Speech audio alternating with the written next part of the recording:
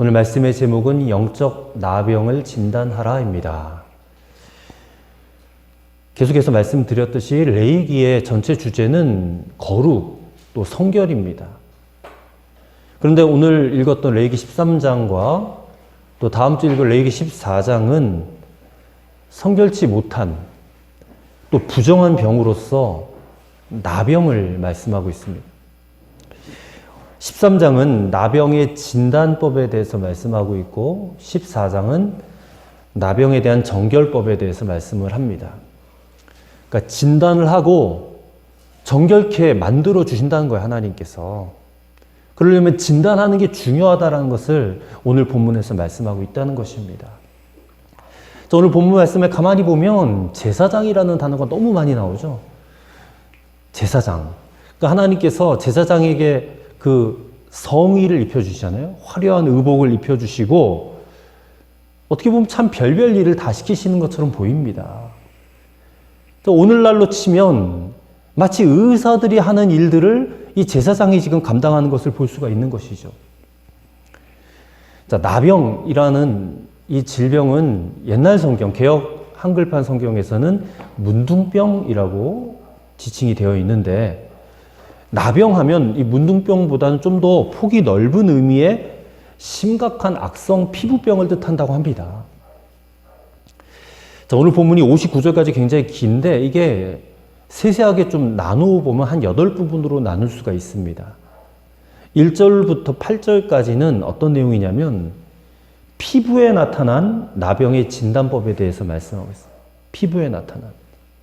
9절부터 17절까지는 오래된 나병에 대해서 그 나병을 진단하는 법에 대해서 말씀하고 있습니다. 오래된 나병. 그 다음에 18절에서 23절까지는 나병이 재발했을 때 진단하는 법에 대해서 말씀하고 있습니다. 재발한 나병. 그 다음에 24절부터 28절까지는 화상, 불에 데었을 때 화상으로 인한 나병의 진단법을 말씀하고 있고 29절부터 37절까지는 머리나 수염에 난, 그러니까 머리털하고 수염, 털이잖아요. 털에 난 나병의 진단법을 말하고 있어요. 또 40절부터 44절은 대머리에 발생한 나병의 진단법이고 45절, 46절은 이러한 나병 환자들을 격리시켜야 된다는 것을 말씀하고 47절부터 마지막 59절까지는 옷에 나타난 나병, 의복에 나타난 나병의 진단법에 대해서 말씀하고 있습니다. 그러니까 나병에 대해서 굉장히 구체적으로 또 세세하게 이렇게 말씀을 하고 있다는 것입니다. 그러면서 오늘 본문에서 우리 눈에 들어오는 한 가지 단어가 있는데 그 단어가 뭐냐면 부정하다라는 단어예요. 뭐가 부정합니까? 이 나병이 부정하다는 겁니다. 나병에 걸리면 부정한 자가 되는 거예요. 그게 무려 22번이나 언급이 되고 있습니다. 부정하다. 도대체 왜 나병이 부정하다 이렇게 취급이 될까? 여러분, 나병은 이게 병이기 때문에 어떻게 보면 좀 의학적으로 우리가 따져볼 수 있는 그런 것이지만 이게 성경에 기록되어져 있는 것으로 통해서 우리가 생각해 볼 때 이거는 굉장히 영적인 질병으로 보아야 된다라고 우리가 생각해야 됩니다. 왜냐하면 나병이 지니고 있는 그런 성질들이요. 죄의 속성과 너무너무 비슷하기 때문에 그래요. 그래서 나병은 영적인 질병으로 봐야 됩니다. 그래서 오늘 우리가 본문의 말씀을 통해서 이 나병, 영적 질병으로서의 나병을 우리가 깨닫기 원하고 또 그것을 우리 내면에 도사리고 있는 죄의 심각성을 깨닫는 그런 말씀으로 우리가 받기를 원합니다. 첫째로는 나병은 참 무서운 질병인데 우리 죄악은 우리 마음속에 심성 속에 가려져 있는 죄악은 나병보다 훨씬 더 무서운 병임을 깨달아 알아야 된다는 것입니다. 자, 고대 문헌에 따르면 주전 4000년 전 경에는 그 아시아에 나병 환자가 굉장히 많았다라는 기록이 있습니다. 그러니까 고대 사회에 특별히 더운 지방에 이 나병이 굉장히 흔한 질병이었다는 것이죠. 성경에도 뭐 구약 성경이나 신약 성경이나 자주 나오는 병이죠. 또 우리가 잘 아는 성경 인물 가운데 모세도 나병에 잠깐 걸렸다가 나았고, 모세의 누나였던 미리암도 나병에 걸렸다가 나았고, 또 우시야 왕, 엘리사의 종 게하시, 또 나아만 장군, 이런 사람들도 나병에 걸렸다가 나았다. 뭐 신약 성경에도 나병 환자 10명의 나병 환자가 나와서 예수님께 달려와서 우리를 불쌍히 여겨달라고, 고쳐달라고, 그렇게 해서 예수님으로부터 고침을 받는 그런 기록이 나와 있습니다. 자, 나병은 이런 말이 있습니다. 자기도 모르고 3년, 그리고 자기도 알고 3년, 남들이 알고 3년, 이런 말이 있어요. 아주 잠복 기간이 길다는 겁니다. 이 병에 걸리면. 자기도 모른 채 그렇게 오랜 세월을 지나다가 이제 자기 피부 표면에 나타나는 거예요. 그리고 이 나병의 3기가 되면 어떤 증상이, 우리가 흔히 잘 아는 증상이 머리털이 빠지고, 눈썹도 빠지고, 코도 막 허물어지고, 손발도 막 녹아 없어져 버리는. 그러니까 참 이렇게 나병 환자를 저는 실제로 본 적은 없지만 사진 통해서 보면 그 외모가 너무 이렇게 비참한 거예요. 너무 비참하고, 또 그 부분이 막 썩어져 들어가니까 몸에서 굉장히 악취가 난다고 합니다. 자, 히브리 말로 나병을 뭐라 하냐면 짜라트라고 하는데, 이게 무슨 뜻이냐면 때려 눕히다 이런 뜻이에요. 때려 눕히다. 아, 나병이 왜 때려 눕히다라는 뜻일까? 그러니까 히브리인들에게 있어서 이 나병은 하나님이 때리시는 병이라고 생각을 했기 때문에 그래요. 하나님이 치시는 병, 하나님이 때리셔서 그냥 자빠지는, 누워버리는 그런 병이 나병이다. 그래서 나병이 그 진행 속도나 나타나는 현상이 무섭기도 하지만 무엇보다 하나님의 진노를 받은 병이다. 하나님의 진노로 내가 받을 수밖에 없는 병이기에 더 무서운 병이다라고 그렇게 인식을 했다는 것이에요. 이처럼 나병은 육체적으로나 정신적으로나 그 무엇보다 영적으로 고통을 더하는 그런 질병입니다. 성경을 보면 이 병에 대해서 아주 심각하게 다루고 있는 것을 유심히 보셔야 됩니다. 때문에 나병은 신체적 질병 이상의 의미가 있어요. 그건 영적 관점에서 보아야 하는 병이다라고 말씀을 드렸습니다. 자, 성경에서 나병은 항상 죄와 연관되어서 나왔어요. 그리고 나병과 죄는 그 특성이 굉장히 유사해요. 그래서 영적 관점에서 생각해 봐야 된다는 것입니다. 하나님께서는 이 나병을 통해서 우리 안의 죄악도 나병만큼이나, 아니 그 이상 훨씬 더 무서운 질병인 것을 말씀하시고자 하시는 것입니다. 자, 여러분, 나병과 죄의 유사한 점. 자, 첫째로 3절의 말씀을 보면, 3절의 말씀 보세요. 환부가 피부보다 오목하면 나병이라, 그런 말씀이 나오죠. 그러니까 나병은 우리 피부보다 깊은 것을 의미해요. 문제는 겉표면에 있는 것이 아니라 피부보다 깊숙한 곳에 있다라는 사실이에요. 그러니까 이게 얼마나 죄와 비슷한지 몰라요. 인간의 죄도, 죄된 본성도 마찬가지예요. 겉으로는 죄 없는 것 같아. 착하고 선한 그런 양과 같아. 근데 그 속은 은큼한 늑대나 이리가 들어가 있잖아요. 우리 사람이 다 그래요. 겉으로는 선한 척, 착한 척, 순결한 척 다 하지만 그 안에는 얼마나 더럽고 추악한 것들이 가득한지. 예수님도 그런 말씀 하셨잖아요. 우리의 속이 깨끗해야 된다고. 속에서부터 나오는 것이 우리를 더럽게 만드는 것이라고. 그런 말씀을 하신 적이 있지 않습니까? 인간의 깊은 내면의 세계에 들어가 보면 그 죄된 본성이 얼마나 심각하고 추악한지 몰라요. 그게 나병의 특성과 비슷하다라는 것입니다. 그 다음에 또 두 번째 특징은 뭐냐면 이 나병의 시작이 굉장히 사소하고 작은 것에서부터 시작이 된다는 거예요. 처음에는 아주 작은 반점, 무슨 뾰루지 같은 종기, 작은 종기, 피부에 사소한 발진, 여기서부터 시작이 되는 거예요. 이게 나병의 첫 번째 신호거든요. 근데 그것이 나중에는 엄청난 불행의 결과를 가져온다는 것입니다. 마찬가지로 죄도 처음에는 아주 사소하고 작은 것에서부터 시작이 돼요. 우리 속담에서도 바늘도둑이 소도둑 된다 이런 말씀, 이런 속담이 있잖아요. 아주 작고 사소한 것에서부터. 우리가 되게 뭐 이 정도쯤이야. 뭐 이거 굉장히 뭐 작은 건데 뭐 이 정도쯤 괜찮아. 이렇게 시작하지만 결국 그것이 발전하고 또 발전해가지고 나중에는 나 자신을 파멸시키는 그런 길로 가게 될 수밖에 없다라는 것을 우리가 알지 않습니까? 그다음 세 번째로 나병은 모든 감각기관을 마비시켜요. 그래서 나병 환자들은 감각을, 뜨거운 물을 부어도 이렇게 느낄 수가 없다는 거예요. 뭘 찔러도 그 아픔을 느낄 수가 없다는 거예요. 마찬가지로 죄도, 이게 죄를 계속 짓다 보면 이게 우리의 양심을 마비시켜요. 우리의 판단력을 마비시켜요. 죄에 대해서 부끄러움을 갖지 못하게 만들고, 죄에 대해서 고민하지 못하게 만들고, 죄에 대한 가책이 점점점 마비되어서 결국에 우리의 영과 혼과 육을 파멸시키고 만다는 것입니다. 여러분 안에 품은 생각들이 있을 거예요. 그게 악한 생각들이 있을 것입니다. 이유 없이, 아무런 생각 없이 남을 판단하고 정죄하고 비난하는 말을 할 수가 있어요. 또 남들이 다 그렇게 하니까 나도 그렇게 해도 괜찮겠지 뭐 하면서 어떤 결론을 내리는, 결단을 내리는, 판단력 없고 분별력 없는 그런 결단들, 이런 것들이 점점점 자신의 믿음과 영혼을 파멸시키고 멸망의 길로 갈 수밖에 없게 만든다라는 것입니다. 또 네 번째 나병은, 이게 나병이 전염병이거든요.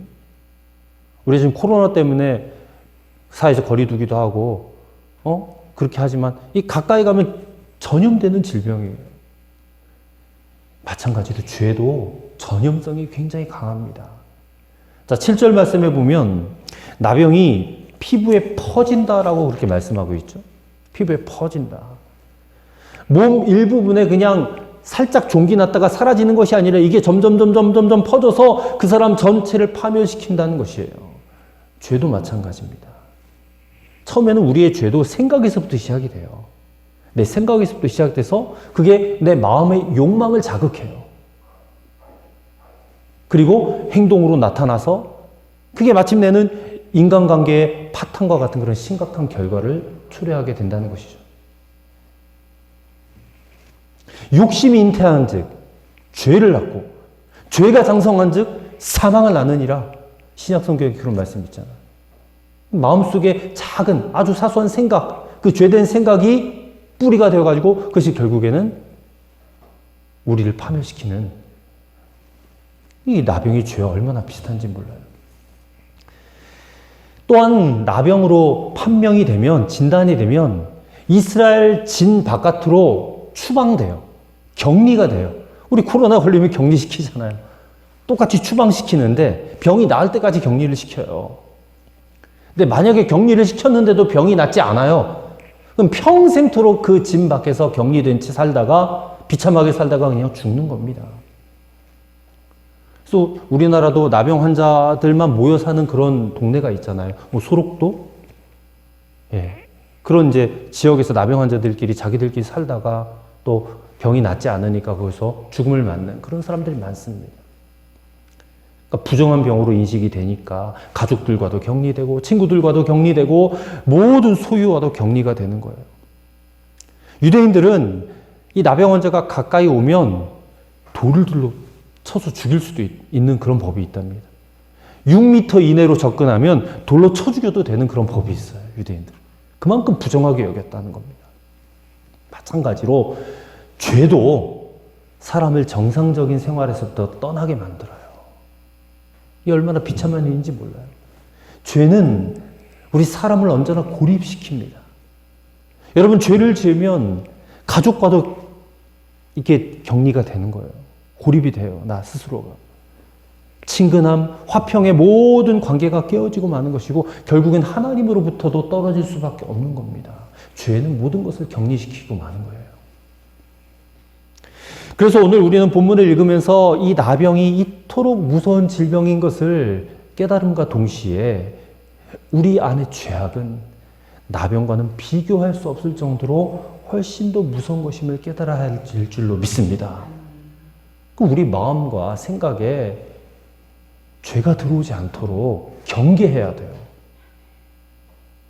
그러려면 항상 영적으로 깨어 있어야 되고 하나님 말씀으로 무장해야 돼요.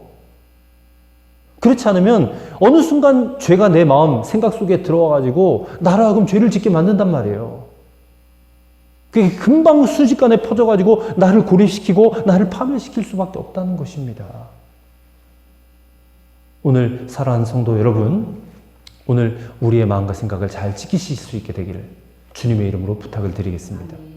성령의 능력으로, 말씀의 능력으로, 기도의 능력으로, 찬양과 예배의 능력으로 우리를 죄에서부터 지켜낼 수 있는 그런 성도의 삶이 되시기를 주의 이름으로 간절히 축원합니다. 두 번째로, 우리는 날마다 우리 자신을 예수님 앞에 나와 보여야 돼요. 그래서 예수님으로부터 진단받아야 된다는 것입니다. 자, 대부분의 병은 의사가 진단하고 판단하지만 나병의 진단은 하나님의 뜻을 가장 잘 알 수 있는 제사장이 진단을 하고 판단을 합니다. 그러니까 나병의 진단을 제사장이 했다라는 것은 나병이 의학적인 질병으로 생각하지 않고 영적 질병으로 판단하기 때문에 그래요. 제사장의 진단은 죄의 문제를 다루기 때문에 그렇습니다. 그러므로 성경에 기록된 나병의 치유에 대해서는 이게 치료해 주었다, 고침받았다라고 하지 않고 깨끗하게 되었다라고 그렇게 말을 합니다. 그래서 깨끗하게 되었으니 제사장에게 가서 내 몸을 보이라 이렇게 말씀하시잖아요. 앞서도 말씀드렸듯이 나병은 하나님의 진노를 받아서 걸리게 되는 병입니다. 이게 사람의 힘으로는 고칠 수 없는 불치병이었어요, 당시에는. 요즘에도 그렇겠죠.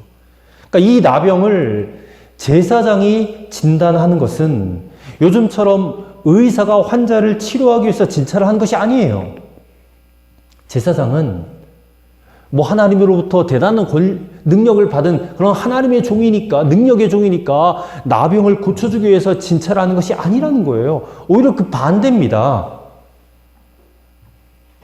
그 병 걸렸으니 당신은 고칠 수 없어. 이거 말하기 위해서 진찰하는 거예요. 당신은 하나님의 저주를 받은 모양이요. 그래서 나병에 걸렸구만. 이거 고칠 수 없어. 그 말을 제사장이 하는 겁니다. 그러니 얼마나 기가 막혀요. 그러면서 제사장이 나병 환자에게 말합니다. 자네는 하나님의 뜻으로 하나님의 저주를 받아서 이렇게 나병에 걸렸지만 그러나 당신이 해야 할 일이 하나 있습니다. 그렇게 말합니다. 나병이 무엇을 해야 되는가? 45절과 46절에 보세요. 나병 환자가 해야 될 일이 나옵니다. 나병 환자는 옷을 찢고 머리를 풀며 윗입술을 가리고 외치기를 부정하다 부정하다 할 것이요 병 있는 날 동안은 늘 부정할 것이라 그가 부정한 즉 혼자 살되 진영 밖에서 살지니라. 보세요. 구약시대는 인간의 그 행위와 온전함과 거룩함을 가지고 있어야지만이 하나님께 나아갈 수가 있었기 때문에 그래요. 그러니까 부정하다라고 판명되면 하나님 앞에 나가지 못합니다. 가족들과도 같이 살지 못해요. 그는 혼자 살아야 돼요. 격리돼요. 즉시 자기 가족과 그 진영을 떠나서 하나님과 단절된 곳에 살아야 돼요. 사람과의 교제와도 단절된 곳에서 살아야 돼요. 그러나 신약시대에 와서는 달라졌어요. 나병 환자들이 예수님께 적극적으로 달려왔어요. 아까도 언급했듯이 10명의 나병 환자가 예수님 앞에 달려왔잖아요. 이 구약시대와 완전히 다른 겁니다. 누가복음 5장 12절 13절에 예수께서 한 동네에 계실 때 온몸에 나병 들린 사람이 있어 예수를 보고 엎드려 구하여 이르되 주여 원하시면 나를 깨끗하게 하실 수 있나이다 하니 예수께서 손을 내밀어 그에게 대시며 이르시되 내가 원하노니 깨끗함을 받으라 하신데 나병이 곧 떠나니라. 예수님이 나병 환자에게 손을 대셨어요. 손 대면 당신도 없는데 근데 나병이 떠나갔어요. 신약시대의 나병 환자들은 자신들의 비참하고 저주스러운 그 처지를 주님 앞에 달려나와서 고하며 은혜를 구하며 나올 수 있었다는 거예요. 이거는 오늘 우리도 마찬가지입니다. 오늘 이 시대에 영적인 나병 환자들이 얼마나 많아요? 그렇죠? 영적 나병 환자들인 그런 사람들이 하나님 앞에 나올 수 있어요. 그 사람들이 하나님 앞에 나올 수 있도록 주님께서 길을 열어주셨어요. 뭐라고 말씀하십니까? 마태복음 11장 28절에 수고하고 무거운 짐진 자들아 다 내게로 오라. 내가 너희를 쉬게 하리라. 고쳐주리라. 회복하게 해주리라. 깨끗하게 해주리라. 주님 말씀하시는 거예요. 얼마든지 나오면 돼요. 얼마든지.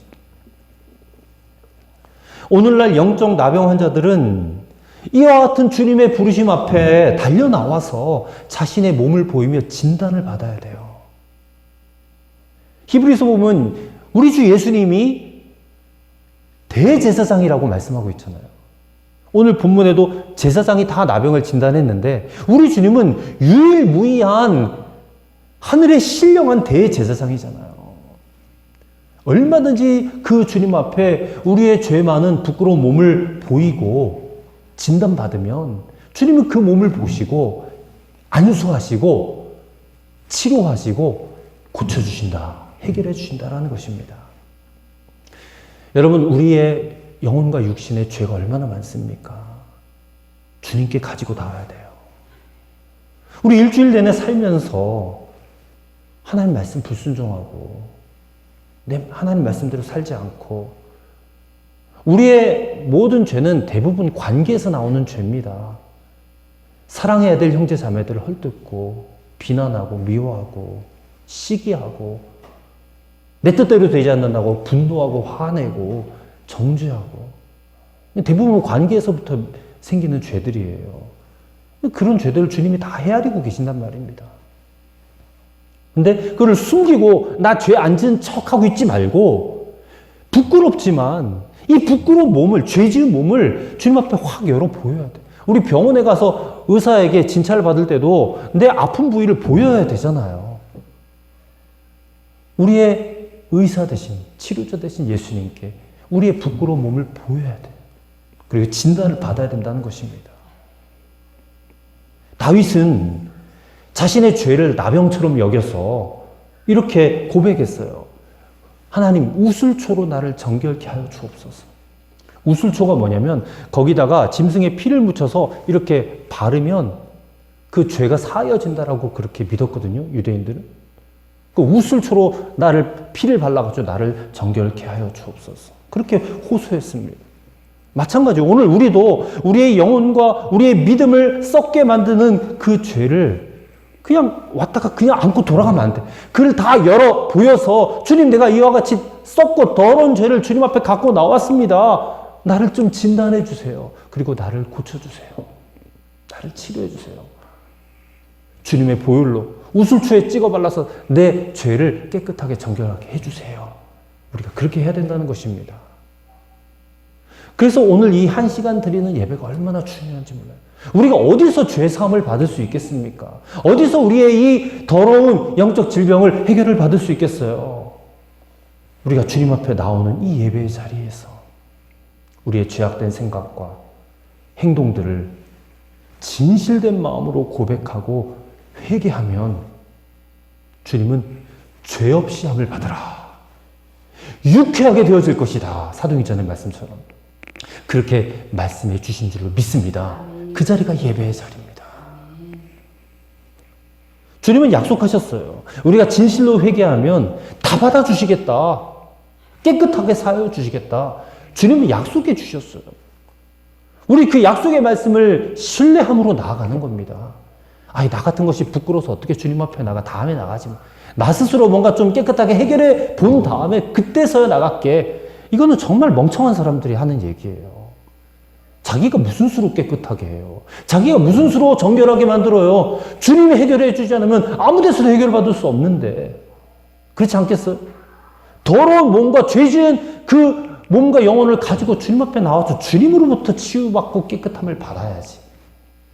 자기 스스로는, 자신의 능력과 노력으로는 절대 깨끗함을 받을 수 없다는 것을 알아야 될 줄로 믿습니다. 주님은 그렇게 하시기 위해서 십자가를 지신 것 아니에요? 사랑하는 성도 여러분, 나병 환자들이 자신의 몸을 보이며 은혜를 입었듯이, 예수님께 은혜를 입었듯이 오늘 우리도 예수님께 나와서 우리 속사람 가감없이 부끄러워하지 말고 주님 앞에 보여드려요. 그럼 주님이 진단하세요. 그리고 자비와 긍휼과 은혜를 베풀어 주실 줄로 믿습니다. 주님께 나아오는 자만 그와 같은 은혜를 받게 되는 줄로 믿습니다. 나아와야 돼요. 마지막 세 번째로 행함이 없는 믿음을 회개함으로 거룩한 신앙을 회복해야 된다는 것입니다. 왜 이런 말씀을 드리냐면 특별히 47절부터 59절까지의 말씀에 옷에 생긴 나병, 의복에 생긴 나병에 대한 규례를 통해서 깨닫는 진리가 돼요. 여러분, 사람의 몸에 나병이 생길 수 있는데 근데 왜 의복에 나병이 생길 수 있을까? 그래서 성경을 연구하는 학자들은요, 이거는 이스라엘에게만 있었던 표적이다. 그렇게 설명을 해요. 이스라엘에게만 나타났던 표적이다. 기적이다. 하나님께서 어떤 사람에게, 어떤 가정, 또 어떤 집단에 큰 분노를 내리셨다라는 증거를 이 의복에 생긴 나병을 통해서 보여주셨다. 그렇게 말을 해요. 근데 여러분, 우리가 성경을 잘 읽어보면 신기하게도 옷으로 시작해서 옷으로 끝나요. 창세기 3장 21절에 보면 여호와 하나님이 아담과 그 아내를 위하여 가죽옷을 지어 입히시니 그랬어요. 첫사람 아담과 하와도 하나님이 옷을 지어 입히셨습니다. 가죽옷. 짐승을 잡아 죽이셔서 그 가죽을 벗기신 다음에 옷을 지어서 해 입히셨어요. 하나님 친히. 근데 성경의 마지막 요한계시록 19장 8절에도 이런 말씀이 있어요. 그에게 허락하사 빛나고 깨끗한 세마포를 입게 하셨은즉 이 세마포는 성도들의 옳은 행실이로다. 마지막에는 하나님이 세마포를 입혀주시네요. 희고 깨끗한 세마포를 입혀주시는데 그 세마포는 뭐라? 성도들의 옳은 행실이라. 성경에서 옷은 우리의 행실을 의미합니다. 근데 옷이 나병에 걸렸어요. 그럼 우리의 행실이, 우리의 행위가 이 죄로 인해서 나병 환자 같은 모습을 가질 수 있다 그 말입니다. 이게 곧 행함이 없는 믿음을 우리에게 알려주는 거예요. 야고보서 보면 행함 없는 믿음은 어떤 믿음이다? 죽은 믿음이다. 그 죽은 믿음이 뭐예요? 곧 나병에 걸린 자의 모습과 같다 그 말입니다. 오늘날 이 시대에 믿음은 있는 것 같은데 행함이 없는 믿음을 가지고 신앙생활하는 자들이 얼마나 많은지 몰라요. 근데 행함이 없는 믿음은 귀신들도 가지고 있다고 말씀하고 있어요. 귀신들도 믿고 떠드느니라 그럽니다. 귀신들도 하나님의 존재를 믿어요. 예수님의 존재를 믿어요. 근데 그런 귀신들이나 갖는 믿음을 우리 신앙인들이 갖고 그게 전부인 것 마냥, 그 잘 믿고 있는 것 마냥 그렇게 착각하고 산다 그 말입니다. 여러분, 행함 있는 믿음, 행함 있는 신앙생활을 하셔야 돼요. 그러려면 행함이 없는 이 죄의 옷, 이 나병 걸린 옷을 벗어버려야 돼. 불에 태워버려야 돼. 찢어버려야 돼. 물로 깨끗하게 씻어버려야 돼. 오늘 그 말씀이 계속해서 나오잖아요. 옷에 나병에 걸리면 불에 태워버리든 찢어버리든 물에 씻어버리든 그렇게 해야 돼요. 그리고 우리는 의의 옷을 입어야 돼요. 의의 옷을 입어야 돼요. 로마서 13장 14절에 오직 주 예수 그리스도로 옷 입고 정욕을 위하여 육신의 일을 도모하지 말라. 보세요. 예수 그리스도라는 의의 옷을 입으면 우리 마음, 우리의 생각을 자꾸만 충동질하는 정욕, 그 정욕을 위해서 육신의 일을 도모하지 않게 된다는 것입니다. 죄의 옷을 벗어던져야 돼요. 나병에 걸린 옷을 벗어던져야 돼요. 그리고 깨끗하고 거룩한 세마포 옷, 의의 옷, 예수 그리스도의 옷을 입어야 됩니다. 여러분, 그것이 회개예요. 회개는 하나님 나 잘못했어요. 용서해 주세요. 이게 회개 아니에요. 그냥 그거는 자백이지, 자백. 자백이지. 회개는 의의 옷을 입는 것까지 가야 됩니다. 의의 옷을 입어야지 회개가 되는 거예요. 그래서 성경 곳곳에서 옷에 대해서 그렇게 강조하는 거예요. 로마서 13장 12절에 밤이 깊고 낮이 가까웠으니 그러므로 우리가 어둠의 일을 벗고, 회개는 거기서 끝난 게 아니에요. 어둠의 일을 벗고 빛의 갑옷을 입자. 깨끗한 옷을 입어야지만이 회개가 완성이 되는 거예요. 그 옷을 입지 않고 우리가 이 땅에서 어떻게 하나님의 자녀로 그리스도의 제자로 우리가 진실되게 살아갈 수 있겠어요? 요한계시록에 나오는 7교회 중에 맨 마지막 7번째 교회가 라오디게아 교회예요. 라오디게아 교회에 대해서 주님이 얼마나 신랄하게 책망을 하시는지, 야, 너희들은 세상에 화려한 옷으로 치장한 교회이지만 내가 보기에는 너희는 벌거벗은 교회야. 얼마나 부유했는지 그 교회가, 그 교회 사람들이. 그래서 세상에 온갖 삐까 번쩍 옷은 다 입고 살았어. 좋은 옷을. 근데 주님 보시기에는 다 벌거벗었다. 그러니까 오늘 말씀에 의하면 나병 환자 같은 그런 교회였다는 거예요. 근데 그 라오디게아 교회에 주님께서 처방전을 내려주세요. 그 교회를 버리신 게 아니에요. 책망은 하셨지만 그 교회를 위해서 처방전을 내리시는데 뭐라고 말씀하시냐? 흰 옷을 사서 입어라. 너희들 그 부유하다고 그 가지고 있는 거, 그 부자라서 부유하다고 스스로 자랑하지 그 돈 써가지고 흰 옷 사서 입어. 그런 말씀을 하시는 거예요. 사랑하는 여러분, 오늘 우리도 이 시간에 우리 자신이 걸치고 있는 옷이 마치 피고름이 묻어있는 더럽고 추한 옷을 입고 있지는 않습니까? 만약 그런 더러운 옷을 입고 있다면 이 시간에 벗어버리고 새 옷을 입어야 될 줄로 믿습니다. 그래서 모르기 때문에 자꾸 입고 있는 거잖아요. 여러분의 믿음에 행함이 없다면 지금 나병 걸린 옷을 입고 있는 것입니다. 오늘 그것을 주님 앞에서 벗어 던집시다. 행함 없는 믿음, 귀신도 가지고 있는 그런 믿음 벗어 던지고 의의 옷, 행함의 옷을 입고 그리스도인답게 살아가실 수 있기를 간절히 부탁을 드립니다. 오늘 사랑하는 여러분, 나병은 참 무서운 병입니다. 하지만 우리 안에 있는 죄악이 나병보다 더 무서운 질병이에요. 그것을 깨닫고 날마다 여러분 자신을 예수님 앞에 나와 보이고 진단받고 행함 없는 믿음을 회개함으로 거룩한 신앙생활을 회복하시는 진정한 그리스도인들 되시기를 주님의 이름으로 간절히 축원합니다. 기도하겠습니다. 하나님 아버지, 오늘 나병에 관한 하나님의 말씀을 들었습니다. 우리 시대에 이런 끔찍한 나병은 잘 찾아볼 수는 없지만 우리의 속사람은, 우리의 내면은 여전히 죄악을 생각하고 그것을 품고 방치함으로 마침내 하나님께 범죄하며 살아가는 영적 나병에 걸려 있사오니 주여 우리들을 긍휼히 여겨 주옵소서. 우리가 날마다 예수님 앞에 나와서 이 나병을 진단받게 하시고 주님의 보혈로 깨끗하게 하여 주옵소서. 행함 없는 죽은 믿음 벗어버리고 의의 옷, 빛의 옷, 예수 그리스도의 옷을 입는 성도들이 되게 하여 주시옵소서. 예수님의 이름으로 기도하옵나이다. 아멘.